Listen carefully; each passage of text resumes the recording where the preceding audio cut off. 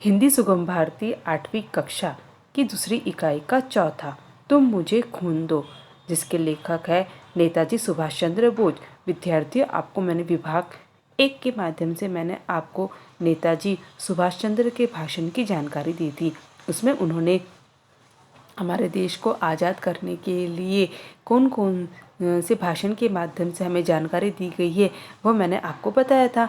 उन्होंने कहा था कि संपूर्ण सैन्य संगठन के कार्यक्रम के अनुसार मैं आपसे जवानों और धन की सामग्री की मांग करता हूं। उन्होंने अपने भाषण में यह बताया था। और ये हमारे पास जो पूर्वी एशिया के हर कोने के रंगरूट आए हैं, रंगरूटन के हर सिपाही युद्ध लड़ने के लिए तैयार है, उन्होंने जानकारी दी थी। और आपको और अधिक उत्साह एवं ऊर्जा के साथ जवान तथा धन की सामग्री व्यवस्था करते रहना चाहिए, उन्होंने हमें ये बताया था।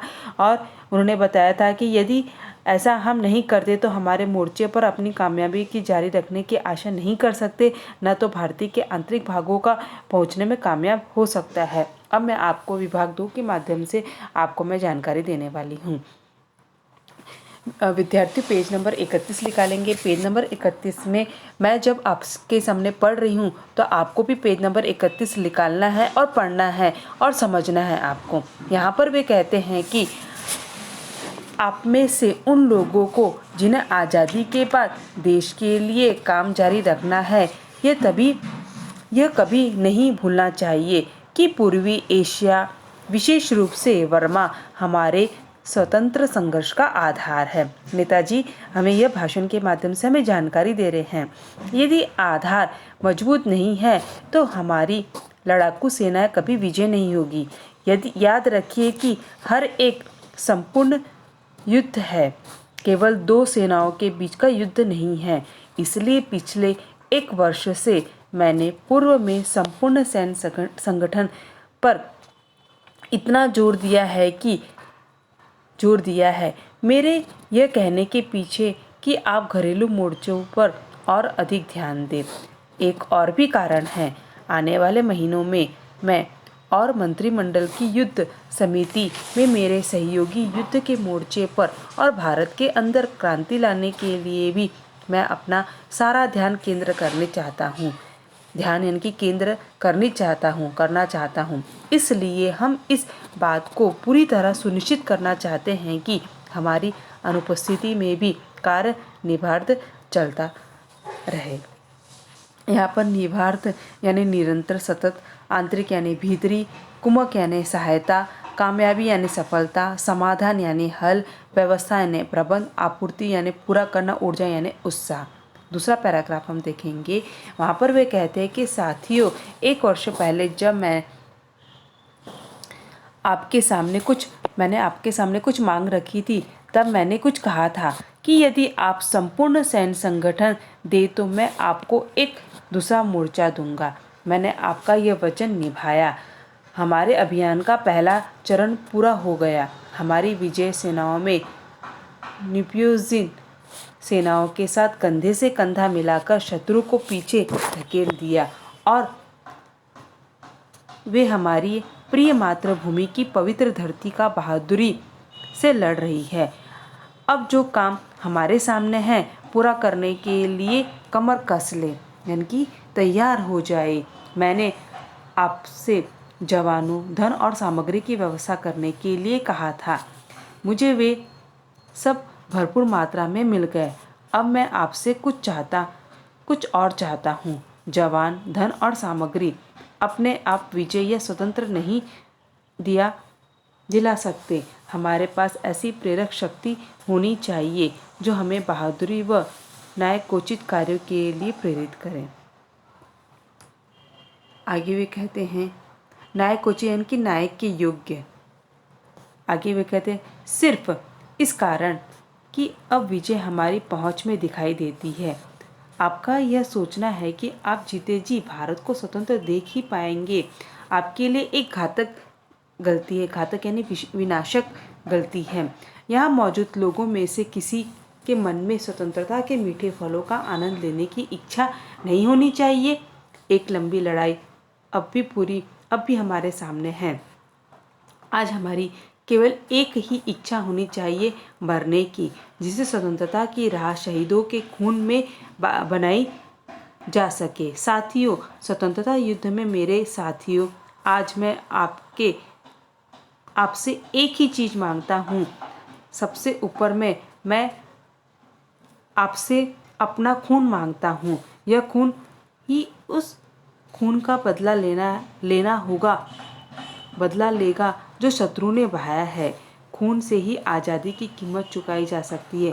तुम मुझे खून दो और मैं तुमसे आज़ादी का वादा करता हूँ। यानी कि सुभाष चंद्र बोस ने सब भारतीयों से एक ही नारा लगाया था, तुम मुझे खून दो, मैं तुम्हें आज़ादी दूंगा। इस तरह से सुभाष चंद्र जी ने अपना नारा लगाया था।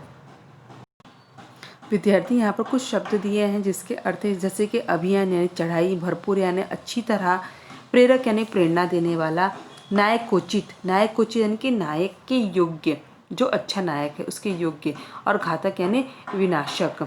यहाँ पर आपको परीक्षा के समय प्रश्न दिए जाएंगे और प्रश्न के आधार पर आपसे प्रश्न पूछे जाएंगे। जैसे कि उत्तर लिखिए, हमारे स्वतंत्रता संघर्ष का आधार क्या है? हमारे स्वतंत्र संघर्ष का आधार, हमारे स्वतंत्र संघर्ष का आधार पूर्व एशिया, इनकी विशेष रूप से वर्मा। तो आप इस तरह से इसके उत्तर आपको हल करना है।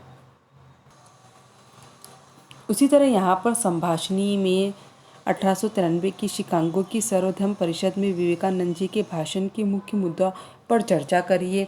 यहाँ पर दिया है लेखनी, इस कविता कहानी का उद्देश्य आकलन करो और अन्य मुद्दों को समझते हुए उसका अर्थ लिखिए। फिर पठनी में किसी परिचित व्यक्ति का साक्षात लेने हेतु प्रश्न निर्मित करो और अपने सहपाठियों से गुट में पढ़कर सुनाओ। यानी कि ये हमें इसकी जानकारी इस तरह से हम ले सकते हैं। इसके दूरदर्शन, रेडियो या सीडी पर राष्ट्रीय चेतना के गीत सुनो और सुनाओ। ये आपको अच्छे से ध्यान से देखना है। उसके बाद यहाँ पर शब्द वाटिका में विद्यार्थियों कुछ कठिन शब्द का अर्थ दिया, जैसे कि ब्यौरा यानी कि विवरण, एहसास यानी अनुभव, रंग रूट यानी नया सिपाही, आंतरिक यानी भीतरी, सुचारू यानी कि बहुत सुंदर सही ढंग, निर्बाध यानी कि निरंतर या सतत, घातक यानी विनाशक। इसके अंतर्गत मुहावरे पूछा गया, जैसे कंधे से कंधे मिलाना यानी कि डटकर सहयोग देना। हमारे घर के सामने सभी ने कचरा साफ किया, सभी ने कंधे से कंधे मिलाकर पूरी गली की सफाई की। ये बना सकता है। या कमर कसना यानी तैयार होना, मैं 10वीं की परीक्षा के लिए कमर कस कर के बैठा हूँ। इस तरह से आप मुहावरे का अर्थ बना सकते हैं। फिर यहाँ पर लिया गया है सूचना के अनुसार कृतियाँ करो। अब यहाँ पर सूचना के अनुसार कृतियाँ करने के पाठ में आए हुए देश, विद्यार्थी मैंने आपको पहले भी बताया था कि पाठ में आए हुए देश कौन कौन से, आप पूरा अच्छे से पढ़ोगे और इस 4 बॉक्स के अंतर्गत आप लिखो, जैसे कि चीन, जापान, जावा या सुमात्रा। इस तरह से आपको लिखना है। फिर उसी तरह आप लोगों को प्रश्न 2 उत्तर लेखन के भारतीयों के सामने प्रश्न यहाँ पर दिया गया है कि भारतीयों के सामने पेश किया गया कार्यक्रम। तो यहाँ पर आप क्या लिखोगे? संपूर्ण सैन्य संगठन। दूसरा दिया पूर्वी एशिया के हर कोने में आए हुए, कौन आया था? पूर्वी एशिया के हर कोने में आए हुए रंग रूट। उसके बाद वापस आप लोगों को प्रश्न दिया गया है कि स्वतंत्रता की राह इससे बनाई जा सकेगी। तो यहाँ पर आप लोगों को इसका उत्तर लिखना है। तो इसका उत्तर आप ढूंढने का प्रयत्न करोगे, जैसे कि मैंने बताया। तो आप क्या लिखोगे? शहीदों के खून से। फिर दूसरा दिया गया है कि हमारे स्वतंत्रता संघर्ष का आधार। तो हमारे स्वतंत्रता संघर्ष का आधार क्या है?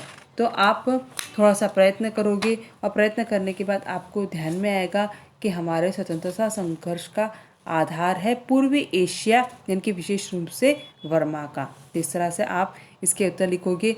इसके प्रश्न दिया गया है नेताजी सुभाष चंद्र बोस की मांग और वादा। नेताजी ने क्या मांग और क्या वादा किया था? तो आप इसके बाद लिखोगे, जैसे कि नेताजी सुभाष चंद्र बोस की मांग और वादा में था, दोस्तों आज इस बात की ज़रूरत है कि अपनी आज़ादी की कीमत चुकाने के लिए भारतीय स्वयं आगे आएंगे। आपको और अधिक उत्साह एवं ऊर्जा के साथ जवानों तथा धन सामग्री की व्यवस्था करते रहना चाहिए।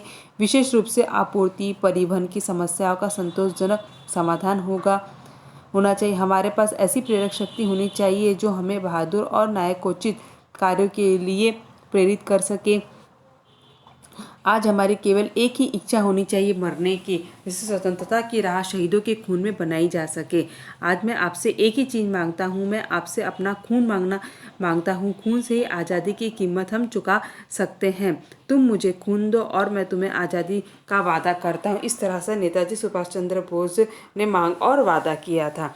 उसके बाद प्रश्न 2, निम्नलिखित वाक्यों का काल भेद लिखिए। अब वाक्यों का हमें क्या करना है, काल भेद। जैसे कि भाषा बिंदु को आपको महत्वपूर्ण है, भाषा बिंदु यहाँ देखेंगे, बच्चे पहला दिया गया है, बच्चे अब घर आ रहे होंगे।